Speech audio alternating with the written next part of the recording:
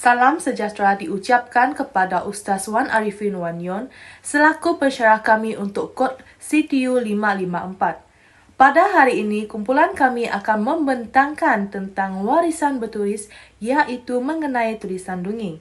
Sebelum saya meneruskan pembentangan pada hari ini, saya ingin perkenalkan diri saya serta ahli-ahli kumpulan saya. Saya Bibiana Green dan ahli-ahli kumpulan saya terdiri daripada Adeline Ivy, Farah Nur Iman, Valerie Johnny, Nur Atikah, Jigu Junaidi, Samantha Jane, serta Syamin Atilia.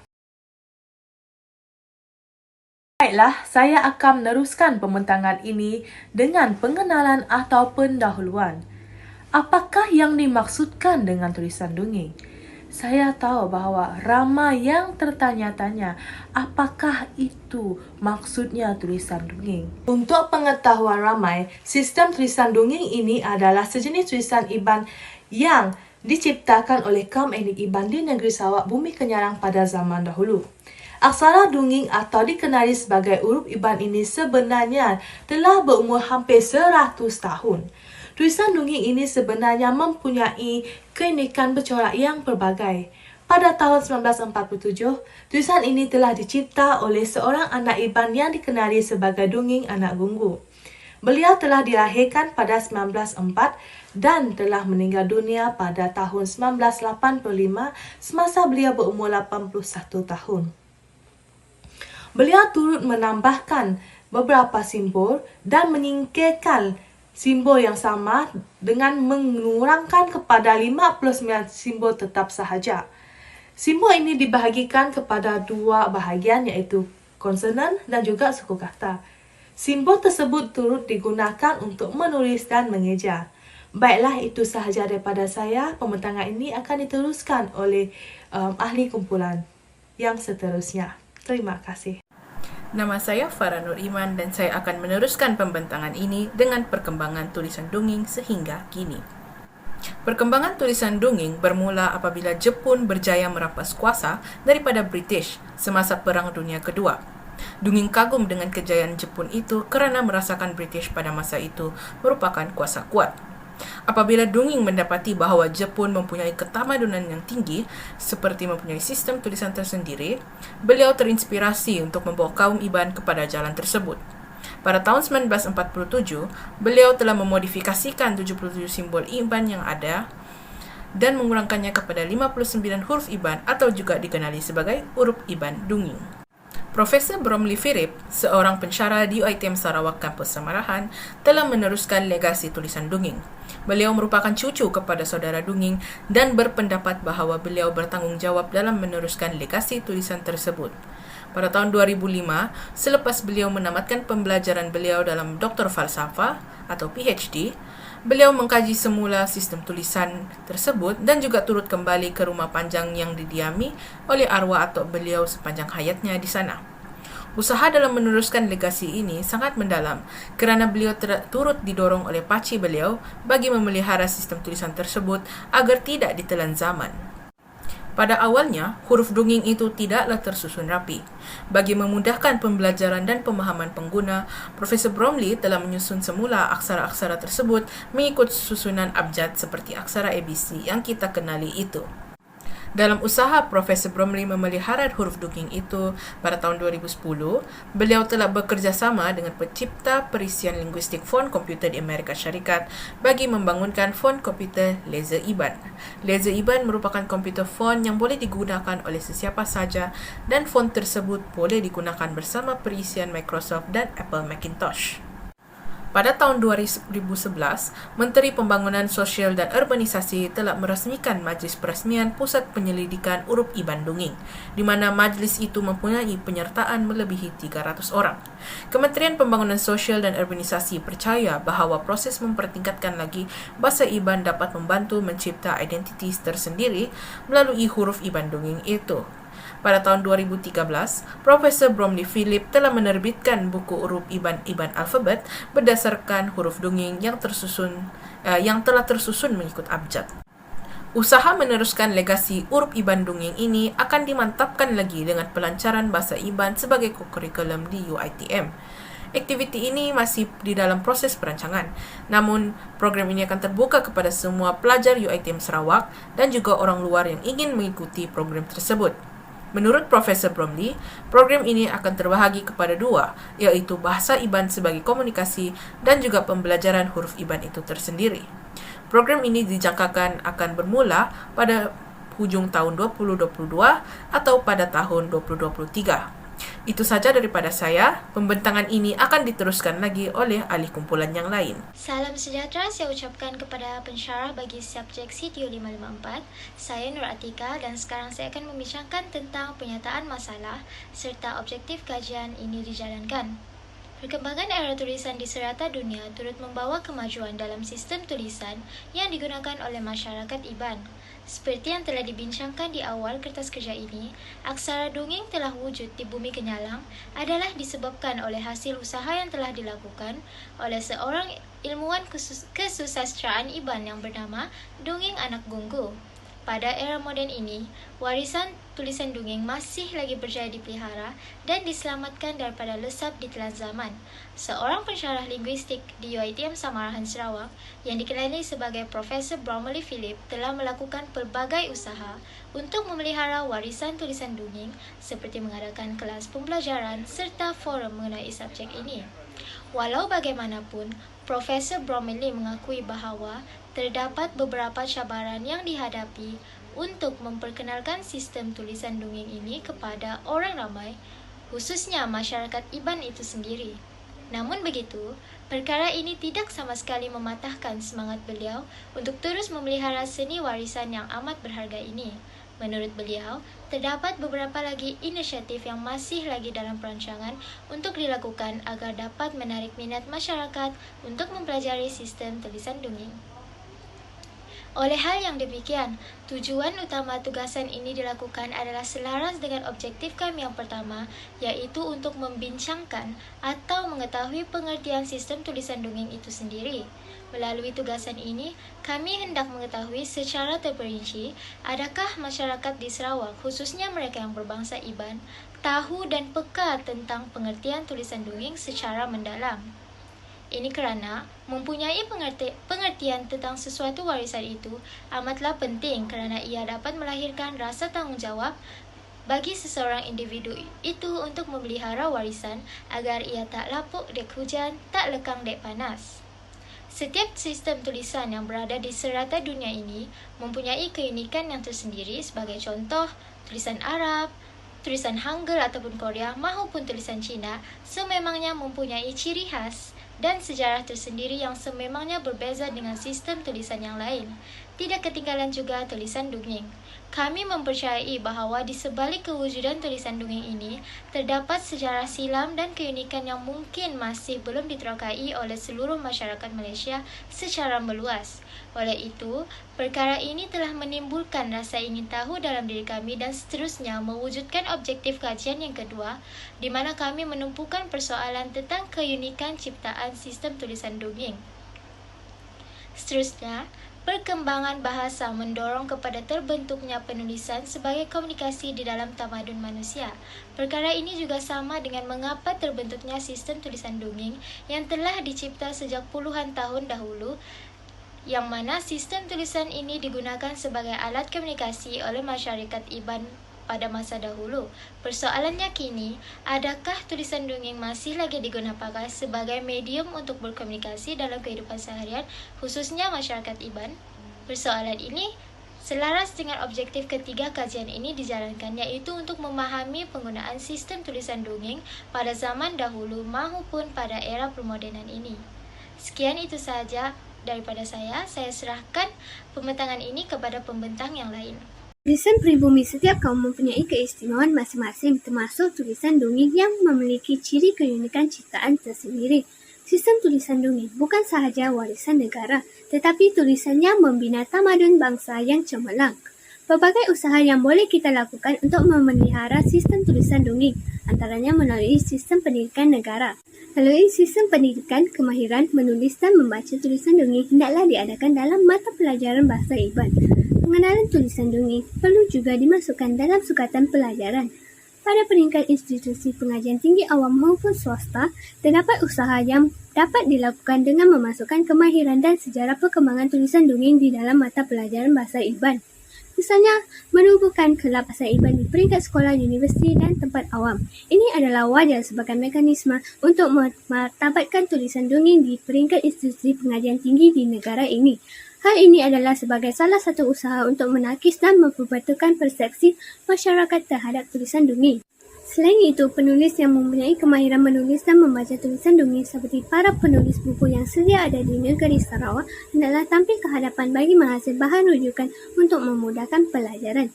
Ini kerana bahasa Iban dan penulisan dongeng mempunyai bahan rujukan yang sangat terhad di pasaran untuk kegunaan para pelajar mengulang kaji pelajaran. Dengan adanya bahan rujukan, sudah pasti ia akan melancarkan proses pengajaran serta mengulang kaji pelajaran. Sekaligus, ia juga dapat mempertingkatkan dan melahir ramai generasi muda berkelulusan dalam memahami penggunaan sistem tulisan dongeng. Di samping itu, pendekatan lebih kreatif perlu digunakan bagi menimbul minat dalam kalangan generasi muda terhadap tulisan dongeng. Teknologi terkini boleh dimanfaatkan seperti mewujudkan aplikasi dan laman seseorang dalam tulisan dongeng. Dengan itu, kita dapat memastikan warisan tulisan dongeng supaya tidak ditelan zaman. Contohnya, Profesor Dr. Bromley Philip telah mewujudkan aplikasi laser Iban termasuk 4 font Iban LS dalam kedua-dua format TrueType dan Type 1 PostScript. Profesor Dr. Bromley Philip juga mengarah perisian linguis untuk membangunkan menjadi tulisan dan bentuk watak Iban yang direka oleh dongeng Gunggu. Kini kita boleh menaip teks Iban dengan set aksara cantik yang direka oleh dongeng Gunggu dalam mana-mana aplikasi Windows atau Macintosh. Usaha ini perlu dilakukan secepat mungkin memandangkan generasi muda yang celik semakin berkurang. Hal ini telah menjadi tanggungjawab kita semua untuk memartabatkan tulisan dongeng melalui usaha pemeliharaan dan pengembangan bagi mengelakkan masyarakat terutamanya golongan muda menghadapi kesukaran untuk menguasai kemahiran asas membaca dan menulis tulisan dongeng yang akhirnya nanti akan hilang jati diri. Selamat pagi, nama saya Jigo Junaidi Anak Dain dan saya akan menyambungkan untuk membentangkan usaha yang boleh dilakukan bagi memelihara huruf Iban dongeng. Seterusnya, usaha yang boleh dilakukan untuk memelihara tulisan dongeng juga boleh dilakukan dengan penurunan warisan tradisi tulisan dongeng ataupun tulisan Iban. Sebagaimana dapat dilihat bahawa tulisan dongeng telah diwarisi oleh cucunya iaitu Profesor Dr. Bromley Philip. Ini juga dapat membuka ruang kepada generasi baru anak muda dari keturunan dongeng untuk mengekalkan tulisan Iban tersebut. Walaupun keunikan simbol tulisan ataupun aksara dongeng tersebut jarang dipergunakan dalam kalangan masyarakat Iban untuk menulis, kerana tulisan Iban juga dapat ditafsirkan dalam aksara ABC yang digunakan pada zaman moden ini. Tidak menghilangkan identiti tulisan dongeng tersebut. Hal ini demikian kerana tulisan dongeng dipelihara oleh keturunan dan kalangan keluarga Profesor Dr. Bromley Philip, seperti mana Profesor pernah menyatakan manuskrip tulisan dongeng ada disimpan oleh pakciknya sendiri yang berada di Debak, Sarawak. Usaha lain yang boleh dilakukan adalah dengan pendedahan tulisan dongeng di dalam tayangan video, cerita, filem dan media. Ini merupakan usaha yang boleh dilakukan bagi memperkenalkan tulisan dongeng bukan sahaja di Sarawak, Malaysia, manakala boleh diperkenalkan di seluruh dunia. Apabila tulisan dongeng diketahui dan dapat perhatian daripada golongan masyarakat, secara tidak langsung akan menimbulkan sifat ingin tahu dan ingin belajar benda yang baru. Oleh itu, apabila terdapat sifat-sifat ini, tulisan dongeng dapat diteruskan dan dikekalkan. Sekian itu sahaja daripada saya, seterusnya akan dibentangkan oleh rakan saya. Salam satu Malaysia saya ucapkan kepada Ustaz. Saya Adeline dan akan membentangkan tentang cabaran dalam melaksanakan usaha tersebut yang telah dibincangkan sebentar tadi oleh saudari Syamim. Cabaran yang pertama ialah generasi muda pada zaman sekarang terlalu mengikuti budaya barat. Usaha ini sukar untuk dipupuk disebabkan generasi muda lebih terdedah kepada budaya barat daripada budaya kita sendiri. Ini disebabkan oleh kemasukan pendatang asing yang berasal daripada negara luar ke negara kita, di mana pendatang asing ini telah membawa budaya mereka ke tanah air dan memperluaskan budaya tersebut. Selain itu juga, media sosial dan multimedia seperti wayang, drama, YouTube, Instagram juga telah mendorong budaya negara lain masuk ke dalam negara kita. Perkara ini telah memberikan kesan yang mendalam kepada generasi muda kita, di mana mereka telah memberelemenkan budaya tersebut, asing tersebut ke dalam kehidupan harian mereka. Cabaran yang kedua ialah kurang rasa ingin tahu tentang budaya sendiri.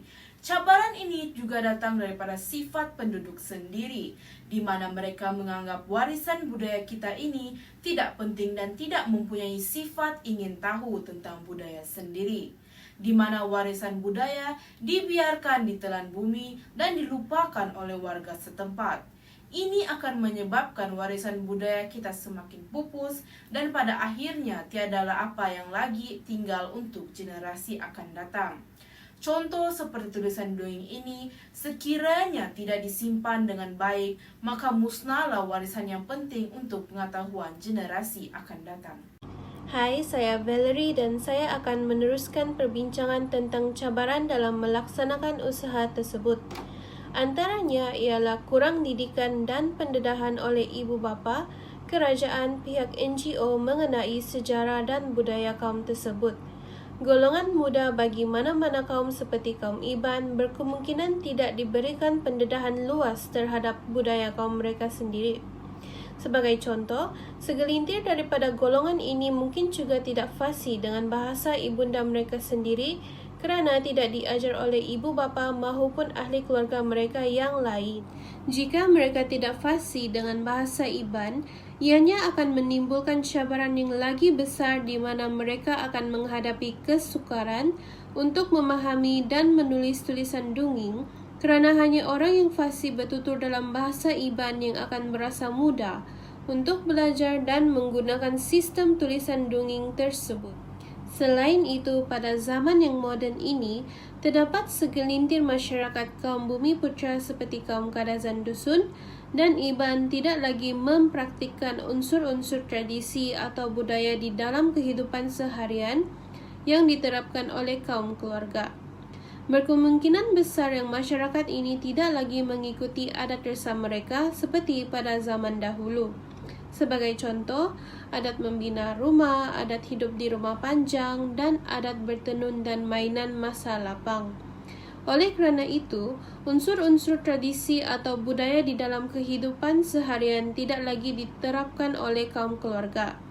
Maka adat-adat tersebut akan perlahan-lahan hilang dari satu generasi ke generasi yang akan datang. Nama saya Samantha Jane dan saya akan menutup pembentangan kumpulan kami pasal tulisan dongeng.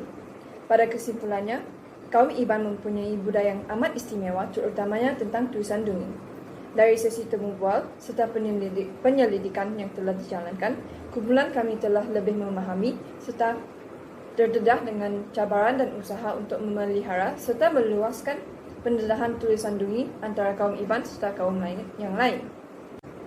Oleh kerana bahasa Iban telah diterapkan dalam pembelajaran di IPT, ini menunjukkan bahawa dengan adanya bakal-bakal guru yang dapat mengajar bahasa ini, ia dapat memberi peluang untuk bahasa tersebut diterapkan sebagai subjek dalam akademik sekolah, biarpun ianya mungkin mengambil masa.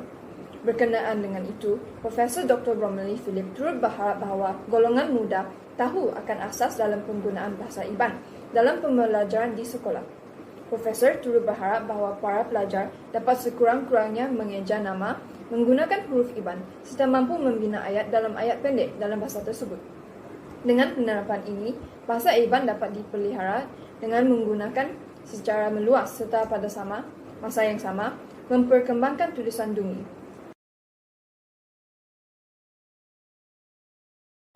Selain itu, Profesor Dr. Bromley Philip serta kami berharap agar kaum muda pada zaman kini bersemangat serta mempunyai sifat ingin tahu akan sejarah tulisan dongeng.